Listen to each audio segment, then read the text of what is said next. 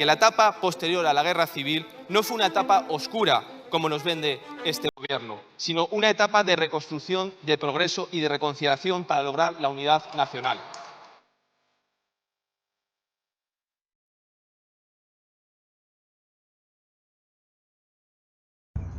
Durante los primeros años de la dictadura franquista, Franco se enfocó en combatir el llamado Gen Rojo, concepto creado y argumentado por Antonio Vallejo Nájera, apodado el Mejel Español, acuñado en el psiquismo del fanatismo marxista del año 1939, en referencia a las personas con distinta ideología a las inherentes del hombre español.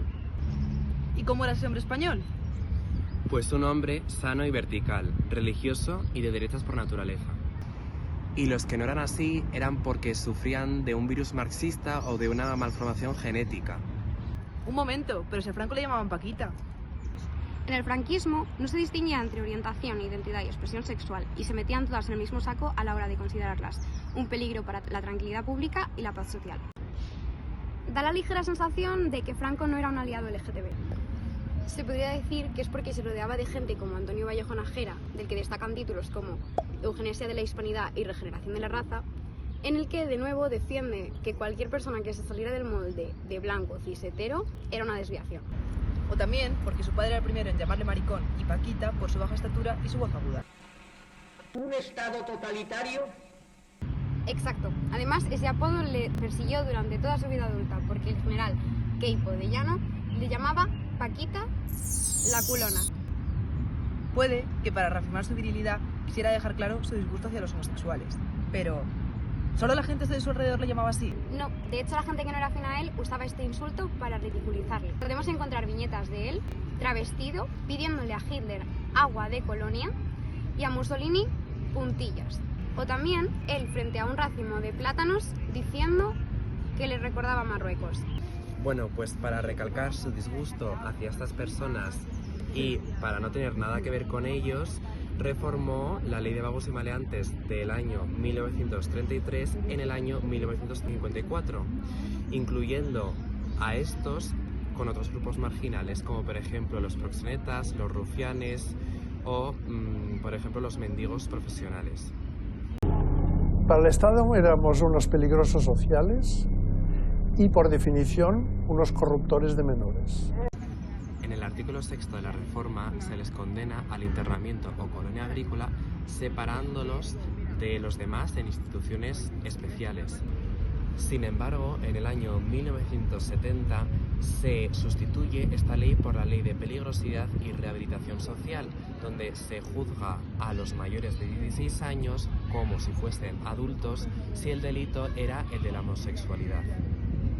Vale, y más allá de las leyes, ¿cómo sabemos lo que vivieron? Pues en el caso de las mujeres no hay muchos expedientes, porque el concepto de las mujeres lesbianas no les cabía muy bien en la cabeza, ya que las mujeres no tenían apetito sexual, así que no era un problema. Sin embargo, en el caso de los hombres, esto era un poco más complicado. Los testimonios relatan condiciones de las cárceles parecidas a las de la Segunda Guerra Mundial. Se les humillaba, se les pegaba, se les violentaba, se les violaba y se les daba muy poco de comer. Además, la comida que comían era muy poca y les ponían insectos, y aún así se las comían para no pasar hambre. Unos 100 presos fueron trasladados entre 1968 y 1975 a la cárcel Modelo por su condición homosexual. A los más afeminados les asignaban nombre de mujer. Así era menos duro para los presos heterosexuales y sobradamente masculinos violarlos sin tener remordimientos. Un mundo, todo ser humano tiene derecho a un juicio. Allí no se hizo juicio ninguno, ¿me entiendes? Condenado y punto. Y para allá, después de estar unos cuantos meses aquí, 5 o 6 meses, los mandaron para Fuerteventura. Cuando llegamos a Fuerteventura, que no había muelle, fíjate los años que hace más de 60 años, allí esposados, todo el mundo, todas las personas, todos estos majoreros, mirándote, a ver quién era y todo. Allí los tenía 5 o 6 horas allí a pleno sol hasta que viniera un camión. Lo peor, no hay palabra allí en fila. Luego vino un tío, un funcionario que le decían La Viga, que medía 1,80 m, 1,90 m. Decía los maricones y tal, sí, pero abiertamente, humillándote. Levantarnos a las 6 o a las 7, a las 6:30, a las 7 de la mañana, a hacer la cama. Allí no había cama, había petate, un petate de eso, más oscuro que esto, rosado de los suelos, sin sábana, y una manta de esta piconas, de esas de cuartel que te daban una manta, y era un salón grande, como un salón, con una ventana que no te la dejaban cerrar, sino como castigo. Por ahí por la noche se sentía el pulular de los vientos. Porque estuve 16 meses preso, que ya te dije antes que los maricones de Barcelona y de toda la península, a que lo cogía estaba 3, 6, el máximo era 6. Pero tú sabes lo que son 16 meses, te transforma, te quita la mente, te la estropea toda esto, porque allí no había nada más que cargar piedra y agua, y nada, aquella tierra es inhóspita, aquella es improductiva, ¿no? Haciendo gavia, quitando muros, lleva esta piedra allí, llévala para allí, ponga allí, todo lo que, y luego leña que daban a los pobres, a los presos, que si no la comían de hombres que llegaban ahí con 80 kilos y quedarse pesando 45, 50 kilos, 30, 10. Las palizas que había allí, igual de ahí más y nadie, cantando marche, como te equivocara de paso te daban con una fusta o un palo que llevaba en la mano, siempre allí.